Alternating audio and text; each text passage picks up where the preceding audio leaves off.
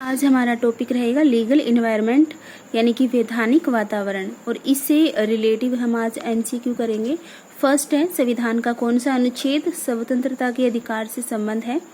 13, 19, 16, 15। तो इसमें से रहेगा बी ऑप्शन, ये है 19। ठीक है, अनुच्छेद 19 ये क्या है? फ्रीडम से फ्रीडम के जो अधिकार है, स्वतंत्रता का जो अधिकार है उससे रिलेटिव है। सेकंड है, निम्नलिखित में कौन सा तथ्य कंपनी अधिनियम के संदर्भ में सत्य नहीं है? तो जो फॉल्स है यानी कि जो ट्रू नहीं है वो बताना है। यह अंशधारियों के हितों की रक्षा करता है, यानी कि कंपनी रक्षा करती है, कंपनी के विकास को भी सुनिश्चित करती है, कंपनी को आवश्यकता पड़ने पर वित्तीय सहायता देना, यानी कि फाइनेंशियल जो प्रॉब्लम में हो कोई उसको रुपए मतलब एक तरह से फाइनेंशियल रूप से उनकी हेल्प करना, ये काम कंपनी का नहीं होता। लेनदारों के हितों की सुरक्षा करना, ये भी ठीक है, तो इसका रहेगा सी ऑप्शन। फिर है, आयकर व्यवस्था में क्या शामिल है? कर निर्धारण, कर वसूली, कर वापसी, ये सभी। तो ये तीनों ही आते हैं जब हम आयकर को मैनेज करते हैं, यानी कि आय टैक्स हमें कैसे लेना है, कैसे वसूल करना है, कैसे उसकी रिटर्न फाइल रहेगी, तो ये तीनों चीज़ें ही इसके अंडर में आती है। कर निर्धारण में हम टैक्स का एस्टिमेशन करते हैं, टैक्स कितना कहाँ कैसे लगेगा। कर वापसी में रिटर्न फाइल हम जमा करवाते हैं ना, वो है। कर वसूली में यानी कि हमें टैक्स कैसे वसूल करना, तो तीनों ही इसकी व्यवस्था के अंडर में आ जाता है। फिर आता है पर्यावरण संरक्षण अधिनियम 1986 किसके कार्यकाल में लागू हुआ था? तो ये है हमारा वीपी सिंह, नरसिम्हा राव, राजीव गांधी, इनमें से कोई नहीं, तो इसमें से रहेगा राजीव गांधी। इसके जो पंचवर्षीय जो योजना हुई थी ना 1986 के अंडर में, तो ये हमारे पर्यावरण संरक्षण अधिनियम के अंडर में आता है। फिर देश में पर्यावरण प्रदूषण के लिए उत्तरदायी क्या है?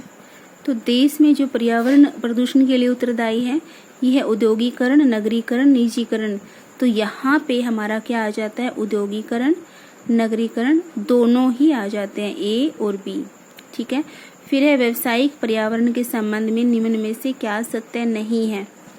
तो ये समझ में है, देश में पर्यावरण प्रदूषण के लिए क्या उत्तरदायी? तो उद्योग और नगरीकरण होना, ये दोनों ही हैं। व्यावसायिक पर्यावरण के संबंध में निम्न में से क्या सत्य नहीं है?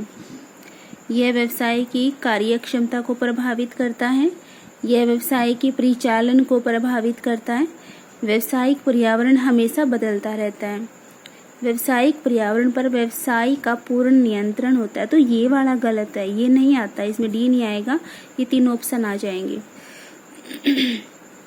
फिर है, वर्ष 1993 में फेरा में किए गए परिवर्तन किसने किए थे? तो ये संसद, वित्त मंत्री, प्रधानमंत्री, राष्ट्रपति।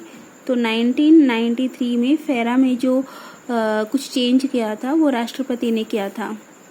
आयकर की दरें किसके द्वारा निर्धारित की जाती है? तो ये वित्त कानून, वित्त मंत्रालय, प्रत्यक्ष करने का केंद्रीय बोर्ड, और इनमें से कोई नहीं। तो आयकर की जो रेट है ना वो किसके द्वारा निर्धारित की जाती है?